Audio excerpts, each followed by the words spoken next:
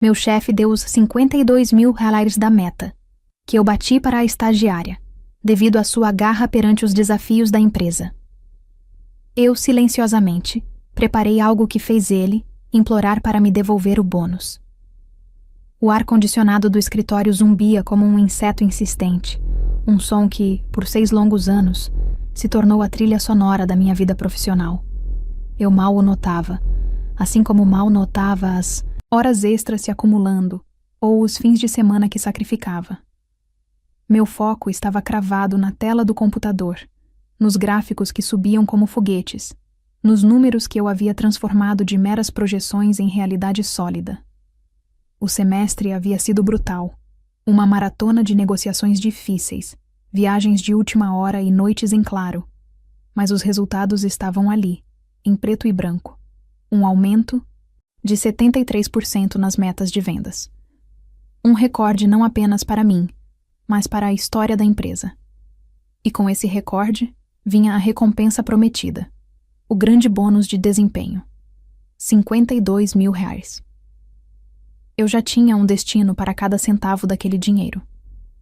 Uma parte seria para dar entrada em um pequeno apartamento, meu primeiro imóvel. Outra parte iria para ajudar meus pais no interior, que tanto fizeram por mim. E o restante?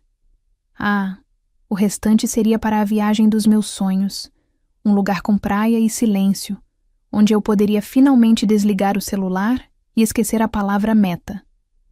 Naquela tarde, uma reunião geral foi convocada. Meu coração batia um pouco mais rápido, uma mistura de orgulho e ansiedade. Era o momento. Pierre, meu chefe, parou na frente de todos. Com seus 30 e poucos anos, cabelo loiro impecavelmente penteado e olhos azuis que sabiam como sorrir e intimidar na mesma medida, ele era a imagem do sucesso. Vestia, como quase sempre, uma camisa branca que parecia nunca amassar. Ele limpou a garganta e o silêncio tomou conta da sala. Boa tarde a todos, ele começou, com aquela voz calma e projetada. Como sabem, este foi um semestre de imensos desafios, mas também de grandes conquistas. Vimos um crescimento notável, e isso se deve ao empenho de cada um de vocês. Seus olhos percorreram a sala e, por um instante, cruzaram com os meus.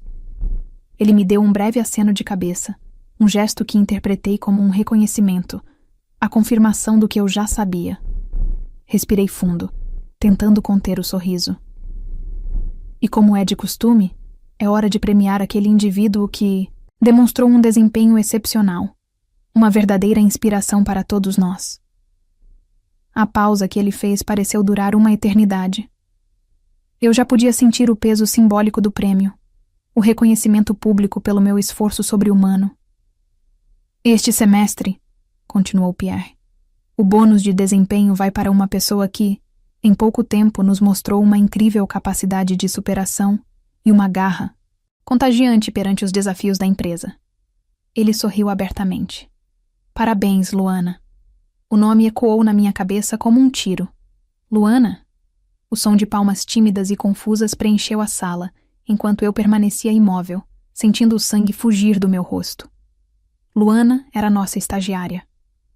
Uma moça de cabelo loiro curto e óculos de grau, que havia chegado há exatos 2 meses. Era esforçada, sim, mas seu trabalho consistia em organizar planilhas e agendar reuniões. Que desafios da empresa ela havia enfrentado com garra contagiante? A frase era tão vazia, tão corporativa, que chegava a ser um insulto. Olhei para ela que parecia tão chocada quanto eu. Seus olhos azuis, por trás das lentes, estavam arregalados, e seu rosto ficou vermelho como um pimentão. Ela se levantou sem jeito, agradeceu, com um fio de voz, e voltou a se sentar, olhando para as próprias mãos, claramente desconfortável. A injustiça era como um soco no estômago, me deixando sem ar. Não era apenas pelo dinheiro, embora a perda dos 52 mil doesse profundamente. Era pela humilhação.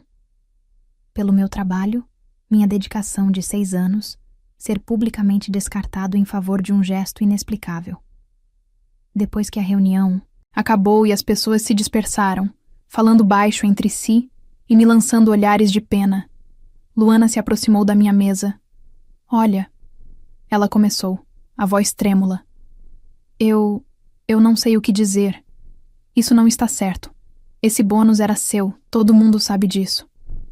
Eu a encarei. Vi em seus olhos que ela era sincera. A culpa não era dela. Ela era apenas um peão em um jogo que eu ainda não entendia. Forcei um sorriso, o mais profissional que consegui. Luana, não se preocupe com isso. A decisão foi da diretoria. Aproveite o prêmio. Você merece ser reconhecida. A mentira saiu com um gosto amargo, mas eu não iria descontar minha frustração nela. Ela assentiu, ainda parecendo mortificada, e se afastou. Passei o resto do dia no piloto automático, o nó na minha garganta se apertando a cada minuto. Quando o escritório finalmente se esvaziou, eu permaneci na minha cadeira, olhando para a cidade se acendendo lá fora. A raiva inicial estava se transformando em algo mais frio e afiado, a necessidade de entender. Aquilo não fazia sentido. Pierre era ambicioso e focado em resultados. Ele não faria algo tão ilógico sem um motivo muito forte. Foi então que a sorte, ou talvez o destino, interveio. Eu estava juntando minhas coisas para ir embora, quando ouvi a voz de Pierre vindo de sua sala de vidro. Ele estava no telefone, falando em um tom mais baixo e relaxado do que o usual. A porta estava entreaberta. Curioso, parei. Sim, mãe, pode ficar tranquila, dizia ele. Deu tudo certo para Luana. Sei que ela estava precisando, e a prima merecia um empurrãozinho para começar a carreira com o pé direito. A palavra prima me atingiu como um raio. Ninguém aqui sabe, claro. Para eles, ela é só uma estagiária esforçada da mesma cidadezinha que a gente. Foi o jeito que encontrei de ajudar sem levantar suspeitas. Fica entre nós. Fiquei paralisado. Então era isso. Nepotismo, cru, descarado e disfarçado de meritocracia. Luana não era apenas uma estagiária qualquer. Era parente dele. A garra contagiante era um código para laços de sangue. A cidade pequena e remota que eu havia ouvido Luana mencionar uma vez era a mesma dele. Tudo se encaixou. O bônus não era um prêmio, era um presente. Uma transferência de dinheiro da empresa para a família dele, usando meu trabalho como justificativa. Naquele momento, algo dentro de mim mudou. A dor deu lugar a uma clareza gelada. Uma confrontação direta seria inútil. Ele negaria tudo, e eu sairia como a funcionária invejosa e problemática. Uma denúncia anônima? Arriscado e sem garantias. Não. A resposta não seria um escândalo. Seria algo mais sutil, mais inteligente. Uma vingança silenciosa. Eu não iria destruir Pierre. Eu iria simplesmente deixá-lo sentir na pele o verdadeiro valor do trabalho que ele desprezou. Naquela noite, enquanto caminhava para casa sob as luzes da cidade, um plano começou a se formar na minha mente. Um plano que faria Pierre não apenas se arrepender, mas implorar. E o primeiro passo seria transformar sua protegida, Luana, na profissional que ele fingia que ela já era. A manhã seguinte começou diferente. O sentimento de injustiça ainda queimava, mas agora estava canalizado, transformado em um combustível para o meu plano. Cheguei no meu horário de sempre, preparei meu café e, em vez de mergulhar de cabeça nos meus próprios projetos, caminhei até a mesa de Luana. Ela me viu chegando e seu corpo ficou tenso, como se esperasse uma bronca ou um confronto tardio. Seus olhos azuis por trás dos óculos eram cautelosos. Bom dia, Luana, eu disse com um sorriso que pratiquei no espelho. Tinha que parecer genuíno, encorajador. Pensei muito sobre ontem e tive uma ideia. Acredito que a diretoria viu um grande potencial em você, e eu gostaria de ajudar a desenvolvê-lo. O que você acha de eu te mentorar, te ensinar algumas das coisas mais avançadas que aprendi aqui?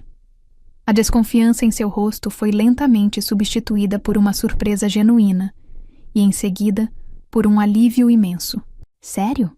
Ela perguntou, a voz quase um sussurro. Você faria isso? Eu adoraria. Me sinto tão perdida. Ótimo, respondi, dando uma piscadela. Então vamos começar seu programa de aprendizado acelerado. E assim começou a primeira fase da minha vingança silenciosa. Eu não estava mentindo quando disse que iria ensiná-la. Eu ensinei mesmo. Dediquei 1 hora, todos os dias, para derramar sobre ela o conhecimento que levei 6 anos para adquirir. Comecei com as estruturas analíticas que usávamos para diagnosticar os problemas dos nossos clientes, mostrando como desmembrar um problema gigante em partes pequenas e manejáveis. Mostrei a ela as técnicas de negociação que não estavam nos livros, como ler um cliente pela sua linguagem corporal, como entender o que ele não dizia com palavras, como construir um argumento irrefutável usando os próprios dados dele contra ele. Ela era, como eu suspeitava, muito inteligente. Absorvia tudo como uma esponja, fazia anotações, perguntava, se esforçava. Eu estava lhe dando um arsenal de conhecimento teórico de altíssimo nível. Pierre, ao notar nossa nova dinâmica, ficou radiante. Ele via aquilo como a prova definitiva de que sua decisão tinha sido correta. Via sua prima sendo preparada pela melhor funcionária da casa. E via em mim uma jogadora de equipe, alguém que tinha superado a decepção em nome do bem maior da empresa. Certo dia, ele me chamou em sua sala.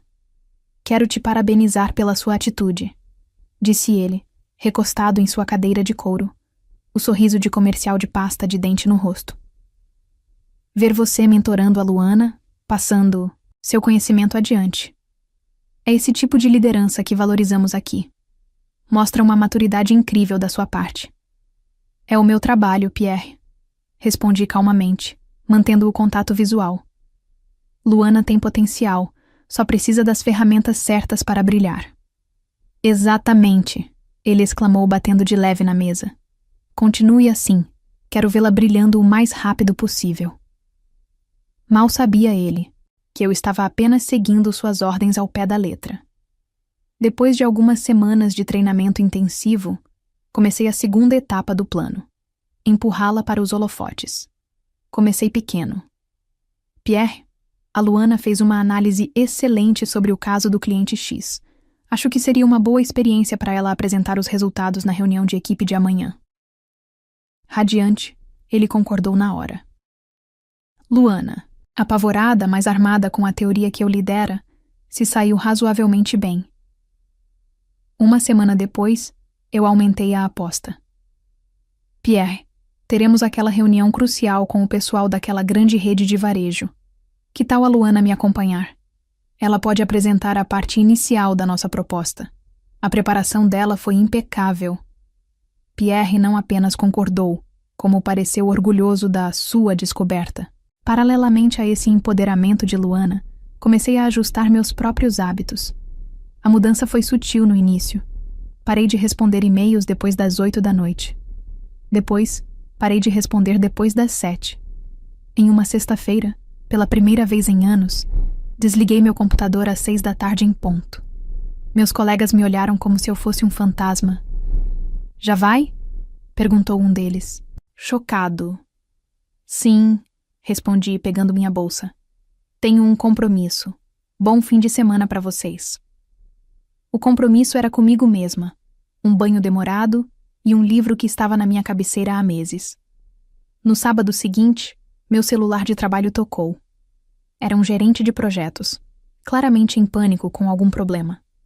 Olhei para a tela, senti o velho impulso de atender e resolver tudo, mas respirei fundo e o coloquei no silencioso. Aquele não era mais o meu incêndio para apagar. A sensação de paz que me invadiu foi indescritível. Eu estava estabelecendo limites, as barreiras saudáveis que eu nunca tive a coragem de impor. E sem mim para apagar os incêndios, o departamento começou a sentir o calor. Pequenas coisas no início. Um relatório que sempre chegava perfeito, agora continha um erro que ninguém percebeu.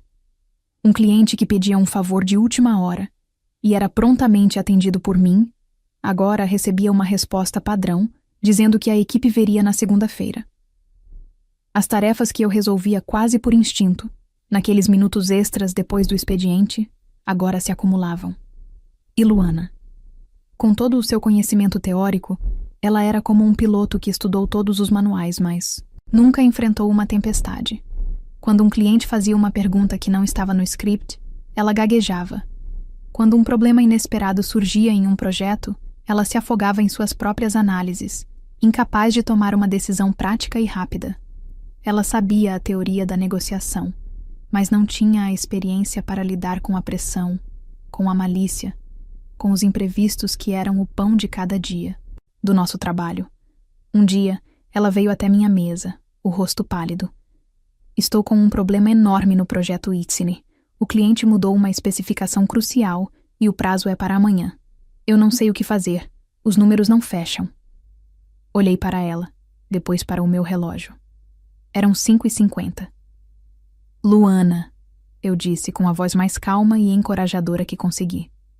Você tem todo o conhecimento necessário. Eu te ensinei a analisar cenários complexos. Tenho certeza de que você vai encontrar a solução. Fechei meu caderno, comecei a arrumar minhas coisas. Ela continuou ali, parada, esperando o milagre que eu sempre realizava. Mas você não pode só dar uma olhada rápida? Desculpe, eu realmente preciso ir. Falei, já de pé. Confio em você. Saí do escritório deixando-a para trás, cercada por suas planilhas e sua teoria. O plano estava funcionando perfeitamente. Eu havia construído um palco para a protegida de Pierre brilhar. Agora, eu estava diminuindo as luzes para ver se ela conseguia encontrar o interruptor sozinha no escuro. A minha recusa em ajudar Luana no final do expediente foi como a primeira peça de dominó a tombar. Na manhã seguinte, o resultado era visível.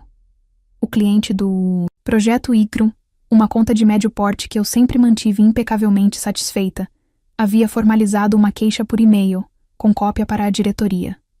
Luana, na sua tentativa de resolver o problema sozinha, havia prometido uma solução baseada em um modelo teórico que era impraticável com o nosso sistema. E o prazo, claro, foi estourado. O e-mail do cliente era um misto de frustração e sarcasmo, questionando a nova abordagem de gerenciamento de projetos da nossa empresa. O pânico começou a se espalhar pelo andar como uma névoa tóxica. Colegas que antes mal me notavam, agora passavam pela minha mesa e lançavam olhares que diziam: "Você viu o que aconteceu?"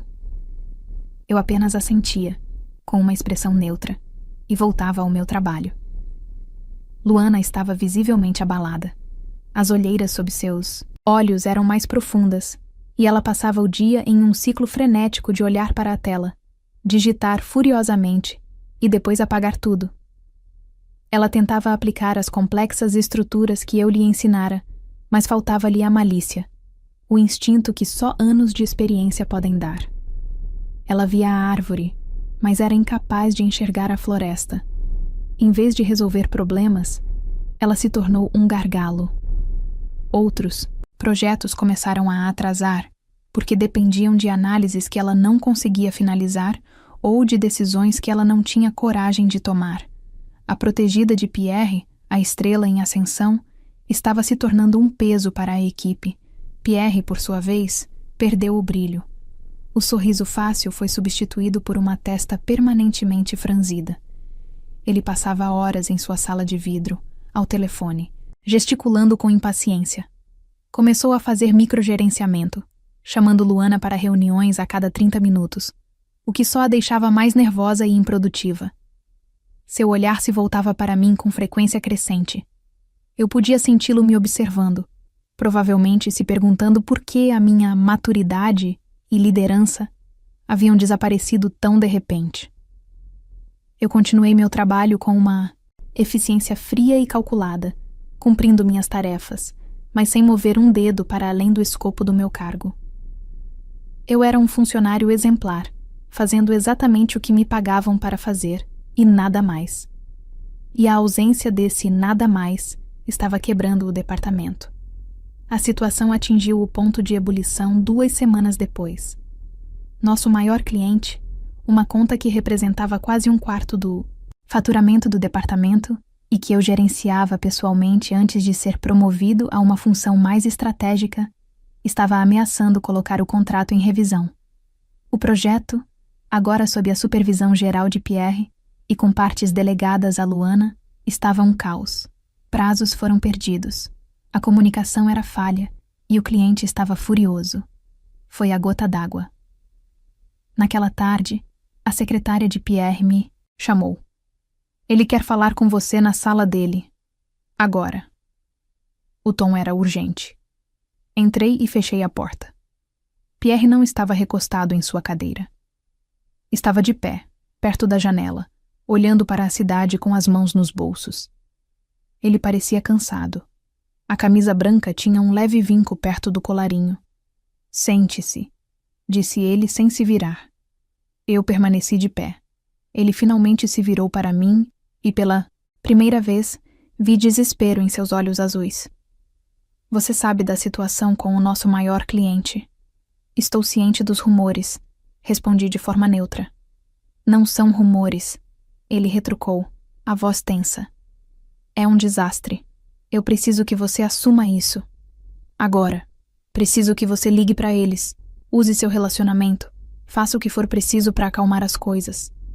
Esqueça seus outros projetos. Isso é prioridade máxima. Eu o encarei por um momento, deixando o silêncio pesar no ar. Pierre, eu agradeço a confiança que você está depositando em mim. Comecei, com a voz calma e polida que eu havia ensaiado mentalmente tantas vezes. No entanto, minhas responsabilidades atuais, definidas por você, já preenchem completamente meu horário de trabalho.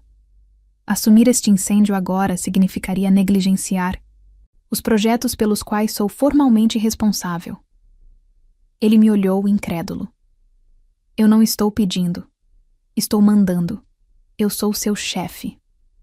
E eu sou uma funcionária que segue as diretrizes. Continuei impassível. Além do mais, pense na mensagem que isso passaria para a Luana. Você a colocou como uma peça-chave em diversas frentes para que ela pudesse desenvolver sua garra perante os desafios. Tirar dela essa responsabilidade no primeiro sinal de dificuldade real minaria completamente a confiança que você e a diretoria depositaram nela. Seria desmoralizante. Ela precisa dessa oportunidade para crescer. Usei as palavras dele, a lógica vazia dele, como um espelho. O rosto de Pierre passou da incredulidade para a raiva contida. Ele sabia que eu estava certo, dentro da lógica bizarra que ele mesmo criou. Ele não tinha como contra-argumentar sem admitir que toda a sua narrativa sobre Luana era uma farsa. Ele abriu a boca, depois a fechou. Estava encurralado. Saia da minha sala. Ele finalmente conseguiu dizer, a voz baixa e carregada de fúria. Voltei para a minha mesa com uma sensação de triunfo gelado. A vingança era mais doce do que eu imaginava. E foi nesse exato momento de ápice, enquanto Pierre remoía sua impotência, que o universo decidiu me dar o cheque-mate. Meu celular pessoal vibrou. Era um número desconhecido. Atendi. Olá, falo com... E a pessoa disse meu nome completo. Era uma diretora da nossa maior empresa concorrente. Meu nome é Helena. Tenho acompanhado sua carreira à distância há algum tempo, através do feedback de alguns clientes que já atendemos. Seus resultados são impressionantes. Estamos com uma vaga de gerência sênior e seu perfil é exatamente o que procuramos. Gostaria de saber se você estaria aberto a uma conversa. A conversa foi rápida. A proposta era irrecusável. Um cargo de gerência, autonomia para montar parte da minha equipe, um ambiente focado em resultados reais e, o mais importante, um salário 70% maior do que o meu atual. Não, era uma oferta de emprego. Era um resgate. Era o reconhecimento que eu busquei por 6 anos e que me foi negado. Helena, eu disse, após uma breve pausa para saborear o momento. Eu não preciso de mais conversas. Eu aceito a proposta. Desliguei o telefone e abri um documento em branco no meu computador. Com um sorriso tranquilo, comecei a digitar as primeiras palavras. Prezado Pierre, por meio desta, apresento formalmente meu pedido de demissão. O plano estava completo. Faltava apenas o ato final. Na manhã de segunda-feira, caminhei para o escritório com uma leveza que não sentia há anos. O peso da injustiça, da frustração e do cansaço havia sido substituído por uma calma e determinada resolução. Na minha pasta, um envelope branco continha as 2 folhas mais libertadoras que eu já havia segurado na vida. O ambiente no escritório ainda estava carregado, um silêncio pesado quebrado apenas pelo som dos teclados. Fui direto para a sala de Pierre e bati na porta de vidro. Ele levantou a cabeça, e a expressão em seu rosto era a de um homem que esperava mais uma bomba. Ele não fazia ideia do tamanho dela. "Entre", disse ele, a voz rouca. Coloquei o envelope sobre sua mesa perfeitamente, organizada. "Pierre, aqui está minha carta de demissão. Meu último dia será daqui a 2 semanas, conforme o procedimento padrão." Ele olhou para o envelope, depois para mim, e uma risada curta e incrédula escapou de seus lábios. "Isso é uma piada, certo? Uma tática de negociação por causa do que aconteceu na sexta? Se é por isso, você venceu. Pode parar com o teatro." "Não é teatro nenhum", respondi, minha voz firme e sem emoção. "A decisão é final. Recebi e aceitei uma proposta de outra empresa." O pânico finalmente rompeu sua fachada de controle. Seus olhos azuis se arregalaram e a cor sumiu de seu rosto. Ele se levantou de um salto, as mãos espalmadas na mesa. Espere. Vamos conversar. Não podemos perder você agora." "O que você quer?" "Dinheiro. É sobre o bônus, não é?" "Eu entendo. Eu errei. Nós podemos revisitar essa questão. Eu falo com a diretoria. Eu dou um jeito. A gente te paga os 52.000 HALARs. O dobro.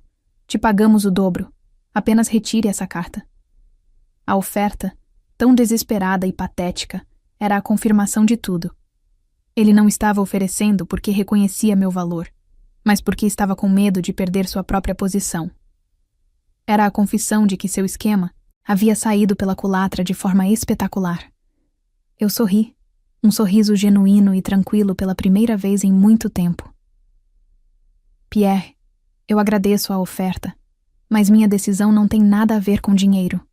Como você mesmo disse, era importante reconhecer os novos talentos. E Luana, com a garra que tem, mereceu aquele reconhecimento. A verdade é que eu simplesmente encontrei uma oportunidade de gerência sênior que está mais alinhada com meus objetivos de carreira a longo prazo. Desejo a você e à equipe todo o sucesso." Cada palavra era uma pá de cal em sua tentativa de me reter. Usar a garra de Luana como justificativa para a minha saída o deixou sem argumento. Ele me olhou, derrotado, e afundou de volta em sua cadeira. O homem bonito e confiante que comandava a empresa com mão de ferro parecia ter envelhecido 10 anos em 10 segundos.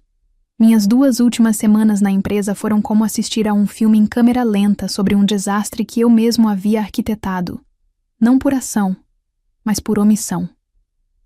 A notícia da minha demissão, e principalmente do meu novo cargo na concorrência, se espalhou como fogo. O pânico de Pierre se transformou em uma série de reuniões de emergência com a diretoria, das quais ele saía cada vez mais pálido. A ameaça do nosso maior cliente se concretizou. Eles anunciaram formalmente que levariam o contrato para a concorrência ao final do ciclo, uma perda multimilionária. O impacto no moral da equipe foi devastador. Comecei a ouvir conversas nos corredores e na copa. Meus colegas mais experientes, que há anos engoliam salários estagnados e promessas vazias, viram na minha saída um sinal. Se eu, o funcionário mais leal e produtivo, fui tratado daquela forma e consegui uma valorização de 70% no mercado, o que isso dizia sobre o valor deles? Vi telas com sites de emprego abertas discretamente.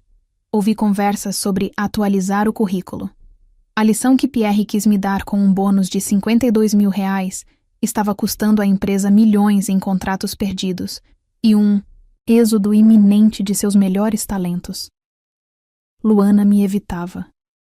Eu a via de longe, parecendo um fantasma no escritório, sobrecarregada e isolada. Meu plano nunca foi contra ela, e no meu penúltimo dia, eu a encontrei perto da máquina de café. Ela olhou para mim, os olhos cheios de uma mistura de culpa e ressentimento. Me desculpe, ela murmurou. Eu a encarei por um instante.